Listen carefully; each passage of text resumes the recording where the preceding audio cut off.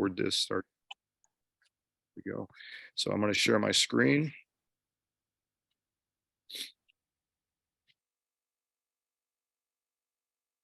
So on the website, if you've not been on here before, on our website over here, so it goes under you have all these little tabs here, but if you click over on the part where it is coaches information and you go around here, there's some flag, there's a football playbook, the USA flag football playbook. It's not necessarily what we use. There are some different guidelines in there in case you want to do tournaments. There's positions, the gameplay, and then some drills, as well as our rule book is listed, and I will be uploading and posting the video from tonight on there as well as the rule book was just uploaded a few minutes ago. So you'll have that all available to be able to look at when you get on there. And if you have questions, you feel free to reach out, and Andy will be more than help you out. So without further ado, Andy Gruber. Hi, how are you doing, everybody? I'm basically, I do the scheduling and the referees. So if you have any questions about your schedule or about the refs, give me a call. If you need some equipment or something, that's when you get a hold of Bob, Don, or Janine, or some other stuff like that, or you're looking for a field of practice or anything like that, call them. But feel free to call me night or day for scheduling your refs. I love to go over the rules and stuff. The rules interpreter. I was the rules helped make the rules for the national tournaments a couple times too. I'll tell you a little bit about myself. I was a high school ref for over 20 years, did high school baseball for over 25 years, coached for 20 years. I ran over 50 tournaments. I've done I ran 3 national championships for youth.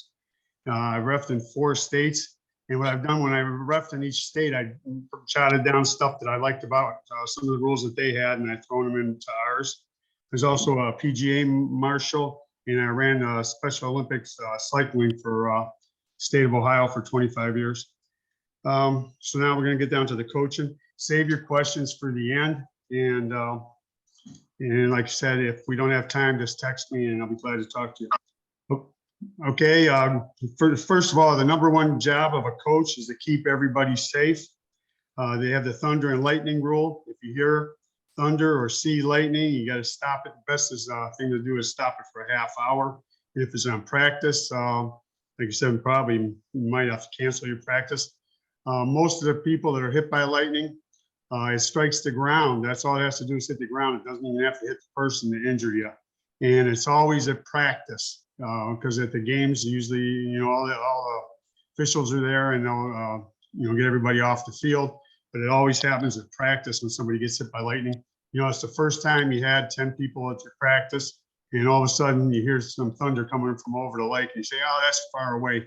If you hear it at all, you got to stop, because everybody after they're done say, "Oh, I can't believe I did that." Okay, so like I said, the best rule is a half hour after you hear the thunder or lightning. Stay off the field. Okay, next is concussion training. Make sure you're all concussion trained. And if you have any assistant coaches, make sure they have it too. Because here's what's real quick on that. I'm going to send a link out. If you haven't had it, I will send a link out. I contacted NFL Flag to get that link updated. So that link will be sent out here within the next couple of days. Hopefully they did get back to me. So they will send it out in the next couple of days. Okay, so the main reason you do that is to keep the kids safe. But the next reason too is to protect yourself too, because if I tell you, if somebody gets the concussion and you didn't do the right thing, they'll come back and they'll want to see your concussion training. They want to see a lot of times they want to see everybody's. So it's best to have yours done. And so it might not even affect your team, but they want to see if all the coaches are trained on it. If anybody gets hurt at your practice, definitely sit them out. The refs are there, and usually if they take a shot to the head or hit their head on the ground, they're done for the day. And I'll be right there. Bob and Don are always there. Don's always there. Bob's there a lot. And Janine is sort of like our team nurse if somebody gets hurt.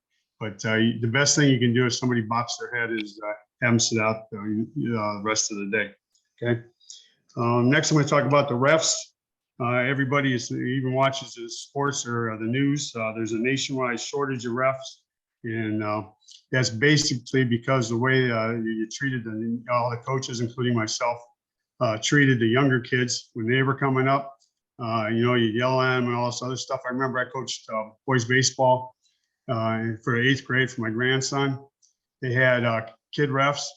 They had, I think, 16 started the season in our division. Only 2 were there at the end. Okay, so that that's how we treated them, and now we're in trouble. So right now, I have 8 new refs this season.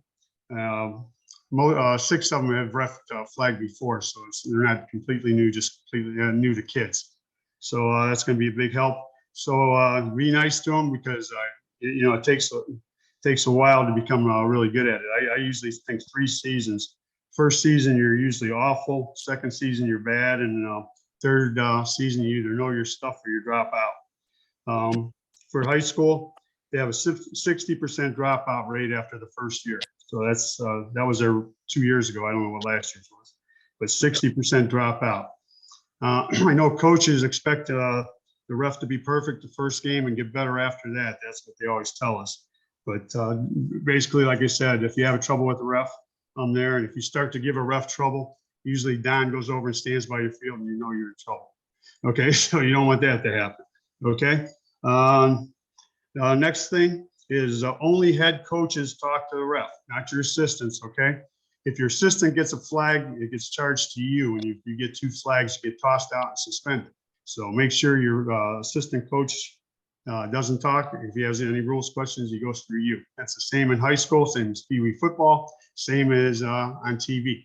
If you watch the Browns playing, you don't see any assistant coaches talking to the refs. Okay, it's always the head coach, and no matter what level it is. So do the same thing here. Okay, and I'm going to tell you, I'll give you a hint. If you see flag guarding or something, you don't yell across the field at the ref, "Hey, that's flag guarding. You missed the flag guard," or something like that. The best thing to do is go up, stand next to him, and say, "Hey, watch that guy's flag guarding." Because if you yell it across the field, I will never call it, because then they think you got coerced into to making the call.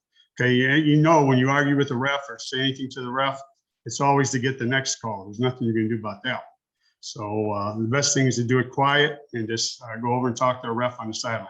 Okay, if you have a rule interpretation that you think is incorrect, you call timeout. Okay, and then you get me, I come over there. If you're right, you get the timeout back. If you're wrong, you lose the timeout. If you're out of timeouts, then you'll get a delay of game penalty. It's 5 yards. Okay, so that's how that works. You don't start arguing with the ref. You say, "Oh, you don't know the rules," or something like that. We ref so many different leagues. Sometimes the rules get mixed up in our head. You go to Lost Nation, they do use one set of rules. If you do the Cleveland Muni League, they use a different set of rules. I know Youngstown uses different rules, and when you start doing them all, sometimes you do get mixed up, and sometimes the refs are wrong. Okay, but make sure you call timeout, and then we'll come over and talk about it. Okay, I'm going to give you one tip on coaching the kids, and then we're going to get into the rules. Okay, best thing for you when you're coaching kids is get at their eye level. Okay, when you're standing up real tall, especially if you have kindergarten or second graders, they're more afraid of you than listening to you, and you usually only got about probably a minute or 2 attention span. So, like I said, try to get at eye level and talk to them like that. Training, UPS, I work there, and they have the best training system I ever seen. They're training you the day you walk in to the day you leave. And here's how they taught me how to train, and worked really well. First thing's explanation. You tell a person you get a down and out. We're going to do a down and out pattern. You go down 10 yards and cut out. Show them what the 10 yards are, and then demonstrate it. So run the pass pattern so they know it. Then you observe them watching it, doing it, and then you drill them on it. What is a down and out pattern? Okay. And I tell this to all the people in the things 7 times. Okay, you got to tell them 7 times, all 4 of those, before most of the people, even especially my age, you have to tell me 7 times you need a game change before I finally remember. And if you have the kids, when the younger kids, it takes them 7 times. And you guys are in between those ages, probably maybe 4 or 5 times. But 7 times if you're explaining something to them, so don't get upset if they don't do it right away. Okay, now we're getting into the rules. Number 1 rule, get your schedule to get there 15 minutes before game time, ready to play. So if you have a 9 o'clock game, you need your team there at 8:45, ready to go. The reason we do this is we have 13 and 14 games on some days. And unfortunately, a lot of times we have a blowout, like a 30-point rule game where the game stopped and we pick up 10 or 15 minutes, And so what we do is then we start the next game to stay ahead. So, you might not appreciate it at 9 o'clock when some of your guys ain't there, but you sure appreciate it when your 7 and 8 o'clock game at night starts on time. Okay. So you have to be there 15 minutes, tell the parents 15 minutes before game time is your start time. Okay. And if you're not there, you're ready to play. I don't care if you only have 3 kids, you have to start. Okay. So be ready to start 15 minutes before game time. That's mostly so we get the late games done. Okay. And I'm going to skip over the basic stuff. I'm just going to, since we're short on time, I'm just going to give you the stuff that people ask me constantly. Okay. Players attire. First thing, away team always wears white or the light color. Okay. Home team always wears dark. Okay. And you're required to have mouthpieces. Have a mouthpiece check before the game because a whole bunch of games we see, especially in kindergarten, second grade, and sometimes even in the 8th grade, they don't have a mouthpiece. Okay, and they're playing without it.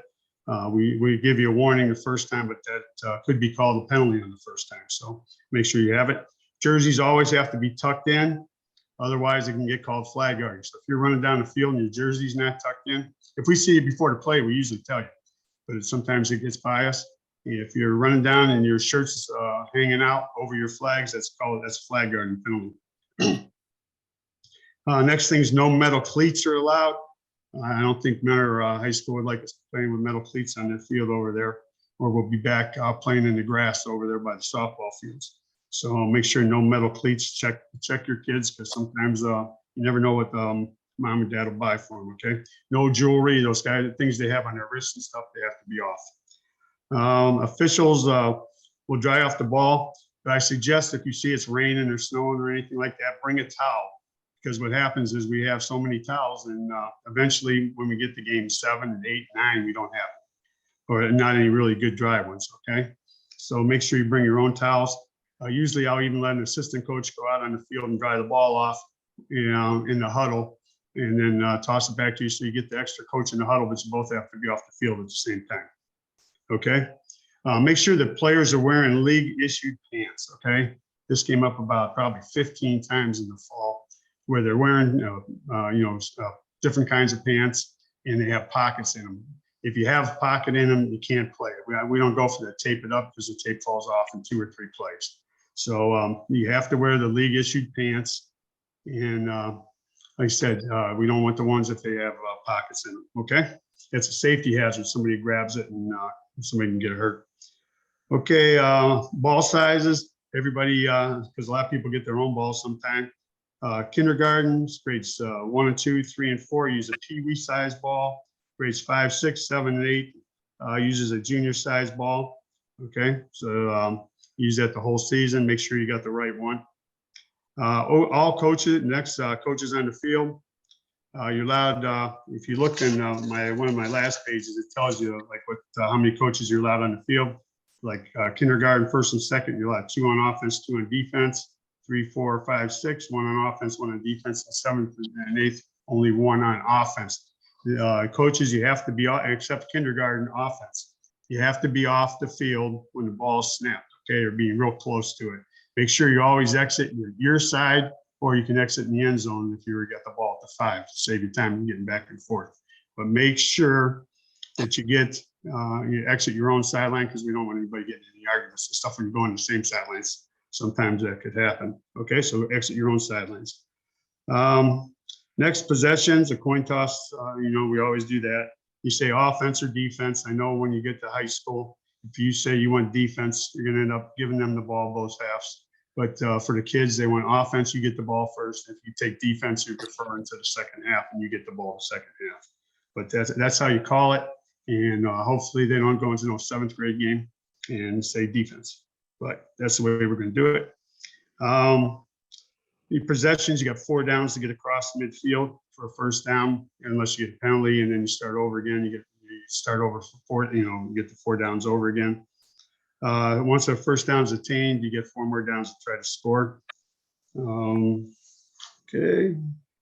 If you fail to make it, the other team gets the ball at their own 5-yard line. If you intercept it, you get it where you intercepted it from. You can run it back for a touchdown on it too. Okay, field setup.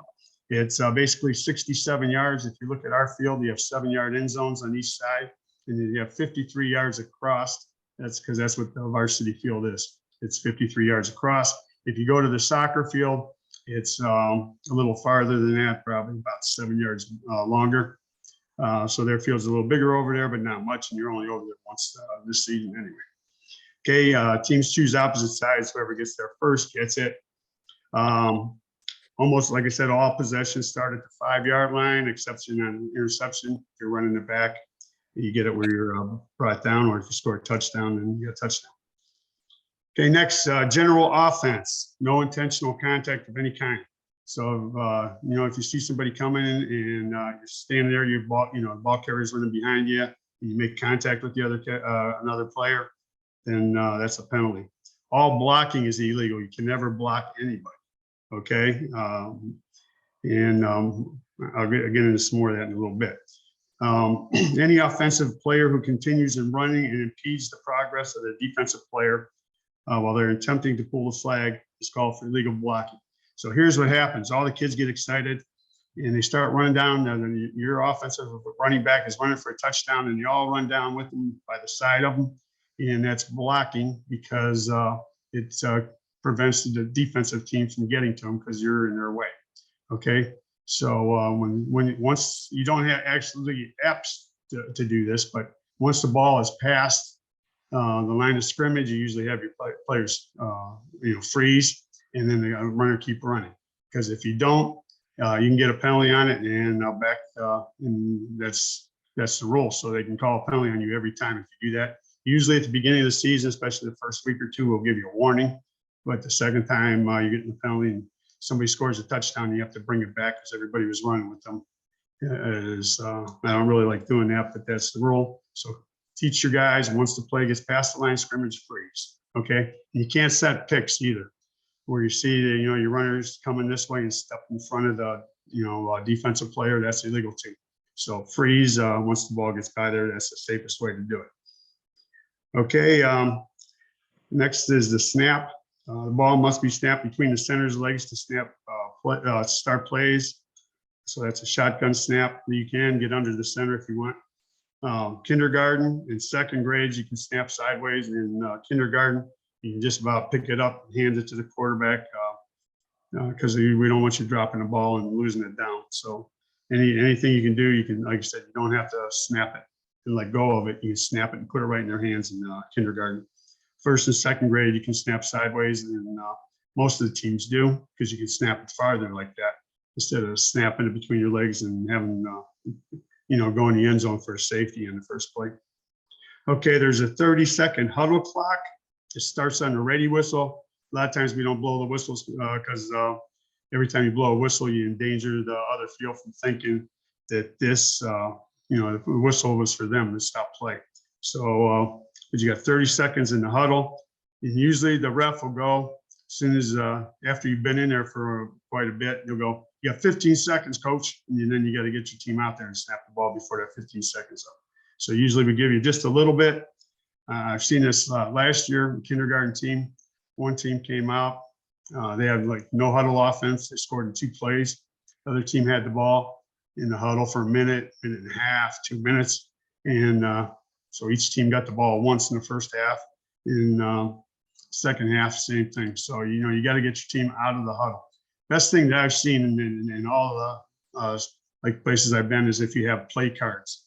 And you show the play card in the huddle, everybody knows the position, everybody knows where they're going. And it helps you when your offensive coordinator can't make it because he's maybe on another field coaching another team, or he's couldn't make it that day.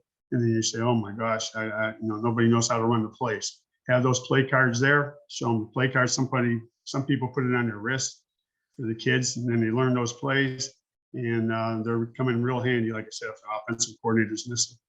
But, that's the best way that I've seen to do it. Okay, players in motion, you can only have one person in motion at the time of the snap. You can have actually 4 people in motion as long as they're in the backfield, as long as they get set for 1 second. Okay, but they got to be set for 1 second at the time of the snap. And they have to be running parallel to the line of scrimmage or backwards. A lot of people try to go in motion and go towards the line of scrimmage. That's a penalty, okay? Next, there's no laterals of any kind anywhere in the field. Okay, now a lateral would be like a pitch. Now there is one thing that a lot of people get confused with, okay? So it's called a shuttle pass. Now a shuttle pass, say, yeah, this was my favorite play when I was teaching some kids how to play. They were little, and you're at third and you got third down and 1. What you do is the center snaps the ball. He takes 2 steps, gets past the first down marker. And the quarterback just throws him an underhand shuttle pass right to him. Long as it's past the line of scrimmage, that's a legal pass. Okay. So a shuttle pass can be underhand, past the line of scrimmage, but not behind the line of scrimmage. You can never throw a pass behind the line of scrimmage. Okay. So all passes have to be past the line of scrimmage. You can do a shuttle pass, which is underhand. Okay. If anybody is confused on that, just text me later and I'll talk to you. Okay. Next, spinning. This is always a big one because some people, they spin crazy. Their arms are flailing and they hit people or with their hands and stuff like that when they're doing it. Spinning is permitted, but not if you're out of control. Like I said, if you're swinging, your arm hits somebody or your elbow hits somebody, then that's a penalty. Okay, but you can spin, and you can't leave your feet either. So you get a little leeway when you're spinning about your foot coming off the ground, but you can't like jump up in the air and spin like that. So just a little bit is good. Jumping up in the air is not. Okay, jumping or diving to advance the ball is illegal. So if you're going for a touchdown, you get to the 1 yard line and you dive in, that's a penalty. No touchdown. They'll take it back 5 yards, and you lose the down. Okay, so you can't dive to advance the ball. One of the good plays that I see a lot, some of the older teams do it, is say you're running from a touchdown, you can put the ball out, extend the ball out from your arm, and you don't have to worry about fumbling or anything, because if you fumble, it's down at the spot. And if the other team tries to knock the ball out of your hand, then that's a penalty on them as well. So you get to maybe get the extra yard, because when the flag is pulled, it's where the ball is when the flag is pulled. A lot of other places use where your feet are and have all kinds of where your back foot is, where your front foot is. I like it where the ball is, because that's how real football is when you're playing tackle, NFL, Pee Wee, and most places. It's where the ball is, not where your feet were. Okay, so like I said, you can't hold the ball out like that. The other team's not allowed to try to knock it out of your hand. Okay, quarterback has a 7-second pass clock. That's in all things, including kindergarten. Okay, once the ball receives a snap, he has 7 seconds to pass the ball. Usually the ref, when you get to 5, will go 5, 6, 7, louder. Okay, he'll be counting the whole time. But he gets louder when he gets to those, so you know where you're at. Now, if you I see a lot of people try to throw the ball away when you get to 6 seconds. You don't have to throw the ball away. If you get to 7 seconds, the ball comes back to the line of scrimmage. If you throw the ball away, like over to the sideline, that's a 5-yard penalty for intentional grounding. Okay, so you don't throw the ball away when you get to 7 seconds, because it's coming back to the line of scrimmage. Okay.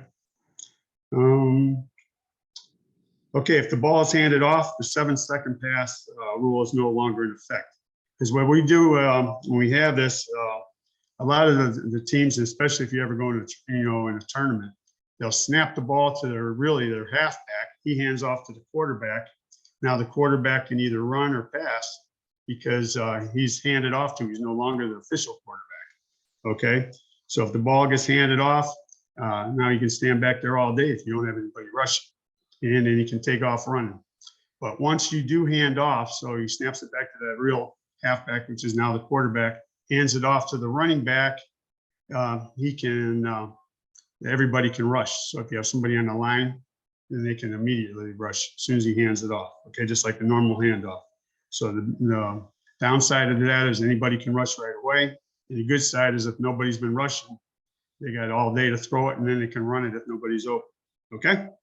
Another thing, passing is going past the line of scrimmage, especially a lot of the kids do this, and especially like 2nd grade. They're the quarterback where you're not allowed to rush. And you edge up to the line of scrimmage, and then you go past the line of scrimmage when there's no reason to. Okay, if that happens at any age group, both your feet have to be passed. We have this for our rule and make it simpler. Both your feet have to be past the line of scrimmage. If both your feet touch the other side of this line of scrimmage, then you're past the line of scrimmage, okay? Because if you do high school and all those other ones, it's your body has to be past it, and then how much of your body has to be past it, and all this other stuff. So we make it simple. Both feet have to touch the other side of the line of scrimmage, and then it's a legal forward pass. If one does, then you're okay. Okay? You're only allowed one forward pass per down. All passes must be forward and received beyond the line of scrimmage. Behind the line of scrimmage is a penalty. And this always happens, especially the first week or two. People throw little screen passes and throw screen passes behind the line of scrimmage, okay? Next, receiving game. All players are eligible to receive passes, including the quarterback. So if I snap the ball back and the running back is playing quarterback and he hands off to the quarterback, now that running back is eligible to catch a pass. So he's technically the quarterback, he can go out and catch a pass, okay? So everybody is eligible to catch a pass, including the quarterback if he hands the ball off to somebody else, okay? Receiver must have 1 foot in bounds. We go by the high school and college rule. All he needs 1 foot in bounds to make a catch. If a receiver is down, it's where the ball is when the flag is pulled. We went over that. Okay, another thing, here's how we have a catch or no catch. This is what the officials are taught in high school and in the pros. If it's a catch or no catch, it's a catch. If it's in bounds or out of bounds, you're in bounds. If it's a first down or no first down, it's no first down. Okay, so if there's a close play and I'm not quite sure what it is, and it's right on the line, and if I'm not sure it went past, he is short. Okay, and the same thing with the goal line, same thing the officials do in high school. If I'm the line judge and I see the ball coming down and I'm not sure he crossed the goal line, I cannot signal a touchdown. Okay, now if he catches a ball and he looked like he had 1 foot in bounds, that is a catch. Okay, high school pros, same thing. Pros have to have 2 feet. But 1 foot, if I'm not sure, that's what the ref will call. Okay, same thing with the snap to the quarterback. If I'm not positive it hit the ground, it didn't hit the ground. Okay, that's some of the do's and don'ts that we're taught. Okay, let's see. If the receivers say a flag inadvertently falls off while he's running, unfortunately he's down where the flag fell off, even if nobody's within 20 yards of him. That doesn't happen too often. Sometimes in the kindergarten, but that's very seldom. And if it falls off, you're down where the flag fell off. Even if we're all running down, think you got a touchdown, and all buddy said, "Oh, he's only got 1 flag on." You go look where the flag is, and that's where the ball's spotted. Okay. If a receiver's flag inadvertently falls off prior to receiving the ball, so he's going out for a pass, and his flag falls off, and he catches the ball, he's down where he caught the ball. Okay, so that's how that works. Okay, and this is a good one because the next is if a receiver and a defender both catch the ball at the same time and both retain possession to the ground, it's a tie. It would go to the receiver. Okay, with the receiver being down at the point where they hit the ground. Okay, receiver cannot run out of bounds and then come back in. This happens a lot of times in the end zone. Say you get the ball at the 5-yard line. When your receiver goes down, there's a whole bunch of people in the back, so he comes out of bounds and comes in, back in bounds. What you'll see is the official takes off his hat, means the player left the field of play. Okay, if you're watching the game on TV, and I'm always watching the refs instead of the game, unfortunately. So if I'm watching a Browns game, I'm seeing what the refs are doing. But if you see a ref throw his hat off, that doesn't mean he lost his flag. He's throwing the hat down to show that a player left the field to play and came back in. Now, what could happen is if, say, you throw a pass to somebody else or the defender touches it first, then you can catch the ball, but you can't be the first one touching the ball once the ball goes out of play. Now, once you go out of play. Okay, so if you go out of the back of the end zone and come back in and you catch it, no touchdown. Okay, I think that's pretty simple, but a lot of the kids don't know that. They can't leave the field of play in the end zone or out of bounds on the sidelines. Andy, you got 6 minutes. Okay, and we'll hurry back up. Okay, running game. This is a big one. Yeah, only direct handoffs, no pitches. Okay, and centers can never run the ball at all. Okay, these trick plays got out of hand, and most of the country got rid of the centers carrying the ball at all. Next, we went to the center can't be the first one to hand it off, but then they got rid of that too. So centers can never carry the ball. Okay, there's no number of limit to the handoffs in the backfield. You can have a double reverse, triple reverse, 4-time reverse, as long as the center is not one of them. Okay. Okay, we went over this already. Quarterback can run the ball only if he is handed the ball. Okay. A player who takes the handoff can throw the ball. It's the responsibility of the ball carrier to avoid colliding with the defender. So if he makes a catch or running the ball, he has to avoid the defender. Can't put your shoulder down or do anything like that. You have to avoid the contact. Defensive players cannot pass the line of scrimmage, so the ball is handed off. Defenders may only, if they accidentally grab a player's shirt when he's running, that's a penalty unless he lets go right away, and then you can pull the flag after that. Okay. All defensive players get 1 yard cushion. Flag guarding, everybody knows what that is, usually with your hands or your shirt out. It can be a whole bunch of stuff. There's rules that tells you what flag guarding is. Defenders can dive to pull the flags, but cannot tackle. You're not allowed to strip the ball. Defensive players may not intentionally pull the player's flag off before he has the ball. Interceptions are returnable. You cannot run interception back in overtime. And I'm going to go over to overtime real quick. No run zones for the 3rd, 4th, 5th, 6th, and 7th and 8th grade. That's from the 5-yard line. Read up on that. If you have any questions on that, let me know. If you're rushing the quarterback, you'll see a ref 7 yards back. He'll line up your rushers. If you take a step before the snap, you can't rush unless the ball is handed off. You can ask to take an angle on the path to the quarterback. You probably should get with me if you don't know what that is already. Okay, I'm going to give you a couple things, extra points. In case you didn't know, we changed that at the end of last year. You get 1 point from the 5, 2 from the 10, and 3 from the 15. But if you intercept it, run it all the way back, you only get 2 points no matter which one it was.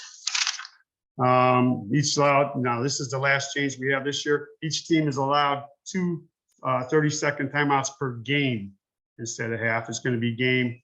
That's what everybody else is doing. So that's what we're going to do. We're going to go 2 30-second timeouts per game. So you can carry them over from the first half if you want to. So you still have 2 in the second half if you use them both in the first half.